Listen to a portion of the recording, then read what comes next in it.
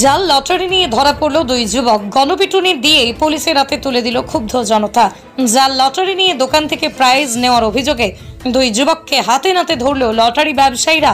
বৃহস্পতিবার সন্ধ্যায় ঘটনাটি ঘটেছে বনগাঁ থানার মতিগঞ্জ মোড়ে। ব্যবসায়ীদের অভিযোগ, একই নম্বরের দুটি লটারি নিয়ে বিভিন্ন দোকানে গিয়ে প্রাইজ নেওয়ার পরিকল্পনা করছিল এই দুই যুবক। বুঝতে পেরেই তাদেরকে হাতে নাতে ধরে তারা গণপিটুনি দিয়ে পুলিশের হাতে তুলে দেয় ক্ষুব্ধ জনতা। জানা গিয়েছে, অভিযুক্ত দুই যুবক দীর্ঘদিন ধরে এই ধরনের প্রতারণার সঙ্গে যুক্ত। একজনের বাড়ি বারাসাত, আর একজনের বাড়ি গুমাতে।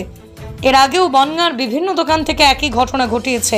তারা অভিযুক্ত দুই যুবককে আটক করেছে বনগাঁ থানার পুলিশ। বিকেলবেলায় এরা দুজনা এসেছিল। একজন আমাদের এক সেলারের কাছ থেকে উইনিং ভাঙাতে গেছে। উইনিং ভাঙাতে গেলে সেলারের কাছে যাই, সেলারের কাছে উইনিং দেয়। সেলার আমার দোকানে আসে, আমি একটা উইনিং ক্যাশ করে দিই। দেওয়ার পরে আর একটা সেম উইনিং আরেকজন সেই সেলারের কাছে আরেক সেলারের কাছে যায়। এবার আরেক সেলারের কাছে গেলে পরে সে যখন আমার কাছে নিয়ে আসে উইনিংটা, আমি দুটো উইনিং যখন আমি একটা প্রথমে সবে ভাঙিয়েছি, তার পরপরই আর একটা উইনিং ঢুকেছে।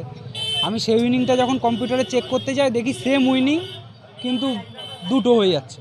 সঙ্গে সঙ্গে আমি বলি যে উইনিংটা নিয়ে এসছে তাকে ডেকে নিয়ে আসো। তারপরে আমি উইনিং দিয়ে দিচ্ছি। এবার তারপরে তাকে ডেকে নিয়ে আসলো। যখন ডেকে নিয়ে আসার পরে যখন আমরা অন্য ডেটের সঙ্গে মিলাচ্ছি, মিলিয়ে দেখছি যে এটা জাল উইনিং। এর আগেও একটা হয়েছে, এর আগে একটা 45,000 হয়েছে।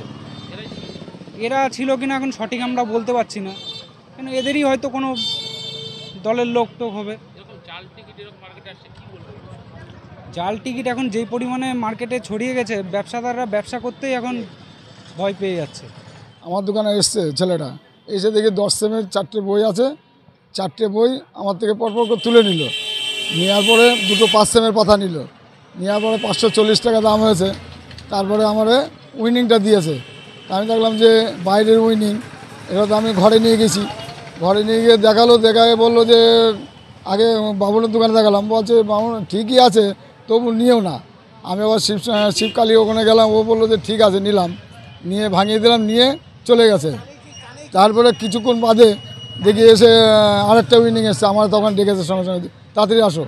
আমি যাই, গিয়ে আমি বললাম যে কী ব্যাপার? বলছে এরকম আরেকটা উইনিং এসছে ওপারে, হ্যাঁ ওই DN 44-এ ওখানে বসে আছে, তুমি তাড়াতাড়ি যাও। একই নাম্বার। এবার আমি তাড়াতাড়ি সাইকেল নিয়ে যাই, গিয়ে দেখি এবার ছেলেটা বসে আছে। এবার বলছি কোন ছেলেটা? বলছে এই ছেলেটা। বলছে 1 ঘন্টা ধরে বসে আছে। বলছে 8 ঘন্টা আগে একটা একই নাম্বার ভাঙিয়ে গেল।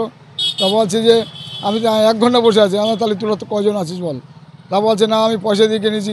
আমার পয়সা দিয়ে সবাই টিকিট কেনে, বিনা পয়সায় কেউ কাটে না। তা বলছে ওপারে চল। তা বলছে আমার টিকিট ফেরত দেবো না, ওপারে চল, তোর টিকিট ফেরত দেবো। এবার আসছি হেঁটে হেঁটে 78 থেকে বাটার মোড়ে দেখি যে ছেলেটা ভাঙিয়ে দিয়েছে, কালো করে গেঞ্জি, ওই ছেলেটা ওদিকে এদিকে মোড় মারছে। এই শোন এদিকে আসলো, আমি হচ্ছে টাকার টিকিট বের কর। বলে আমার টিকিট দাও। আমি হচ্ছে দেবো, সবই ওপরে চল। টাকার টিকিটটা নিয়ে তারপরে ওর পাশে বাবন আসলো, বাবন এসে মোটরসাইকেল তুলে নিয়ে আসে।